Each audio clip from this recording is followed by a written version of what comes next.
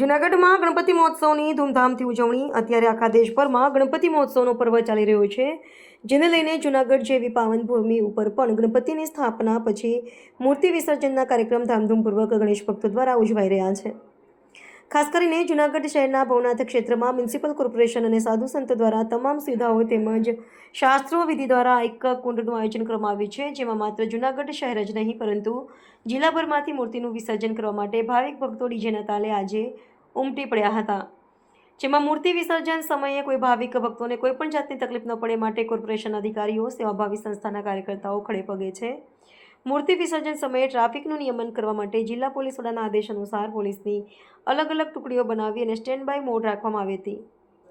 વિસર્જનમાં કુંડમાં ગણપતિની eco friendly એટલે કે પાણીમાં ઓગળી જાય તેવી માટીની મૂર્તિઓનું વિસર્જન કરવામાં આવે છે. સાથે સાથે તંત્ર દ્વારા પર્યાવરણને કોઈપણ પ્રકારનું નુકસાન ન થાય તેની પૂરેપૂરી તકેદારી પણ રાખવામાં આવે છે. ગણપતિ સ્થાપનાના આજે 5 દિવસ પૂર્ણ થવાથી મૂર્તિ વિસર્જન કરવા માટે બોડી સંખ્યામાં ભક્તોનું ઘોડાપૂર જોવા મળ્યું હતું. ભાવિક ભક્તોએ વિઘ્નહર્તાની મૂર્તિનું સાવચેતીપૂર્વક કુંડમાં વિસર્જન કરી ફરી આવતા વર્ષે વહેલાસર પધારજો ગણપતિ બાપ્પા મોરયા જેવા ભાવભર્યા શબ્દોથી વાતાવરણ ગુંજી ઉઠ્યું હતું. સંવાદદાતા Chelaji Thakor, the mirror news, Junagadh. નમસ્કાર દર્શક મિત્રો, આપને ચોક્કસથી જણાવી દઉં કે આજે ગણપતિ મૂર્તિ વિસર્જન જે જૂનાગઢની અંદર રૂપેતન રોડ ઉપર ભવનાથ ક્ષેત્રની અંદર જૂનાગઢ મ્યુનિસિપલ કોર્પોરેશન દ્વારા જે વ્યવસ્થા કરવામાં આવી છે, જે માહોલ જોઈ શકો છો કે ગણપતિની મૂર્તિઓ જે આજુબાજુના ગામડામાં છે, ગામડામાંથી પણ સિટીમાંથી તમામ દર્શનાર્થીઓ અહીં ભવનાથની અંદર જે કુંડ બનાવવામાં આવ્યો છે એ કુંડની અંદર એનું વિસર્જન કરવામાં આવે છે.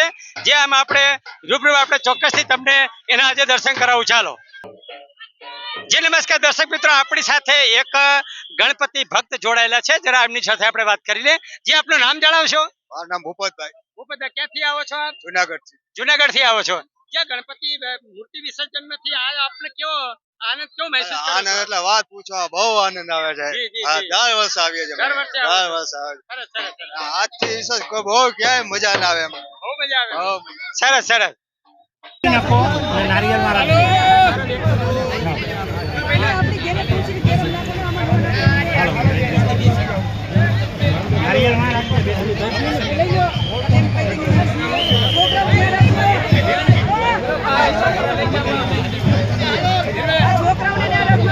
દર્શક મિત્રો, આપણી સાથે જૂનાગઢ મ્યુનિસિપલ કોર્પોરેશનમાં અંદર એક કોર્પોરેટ છે, એ આપણી સાથે જોડાયેલા છે.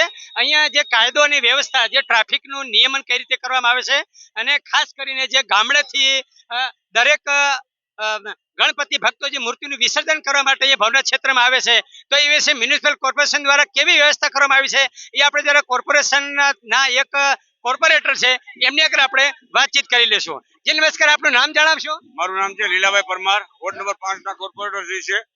હવે અમે અમારા વિસ્તારમાં ગણપતિ બેહાડ્યા હતા અને આજે વિસર્જન હતું 5મે દિવસે. અમે આજે અહીંયા ગણપતિના વિસર્જન માટે આવ્યા છે.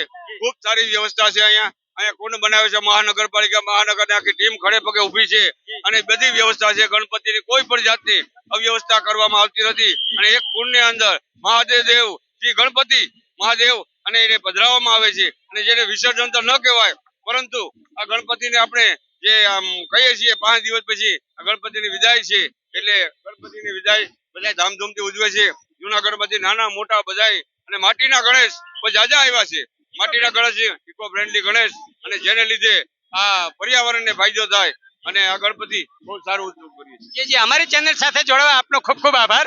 જી દર્શક મિત્રો, આપણે ચોક્કસથી જણાવી દઉં કે જૂનાગઢ ક્ષેત્રની અંદર છેલ્લા કેટલાક વર્ષોથી અહીંયા જે મૂર્તિનું વિસર્જન કરવામાં આવે છે, એ વિસર્જન ગણપતિની માટીની મૂર્તિ એટલે કે ઇકો ફ્રેન્ડલી મૂર્તિ બનાવી અને નાનકડા કુંડની અંદર જેનું વિસર્જન કરવામાં આવે છે કે જેથી કરી આજુબાજુની એરિયા મોટા તળાવો, નદીઓ એની અંદર જે મૂર્તિનું વિસર્જન કરતી વખતે જે લોકોને ગણપતિના ભક્તોની જે ડૂબવાની પ્રક્રિયા જે હોય છે, જે ઘટના ઘટતી હોય છે, એ ઘટિત ઘટના ન ઘટે એ માટે કોર્પોરેશને આ વખત ખૂબ સારી વ્યવસ્થા કરી છે.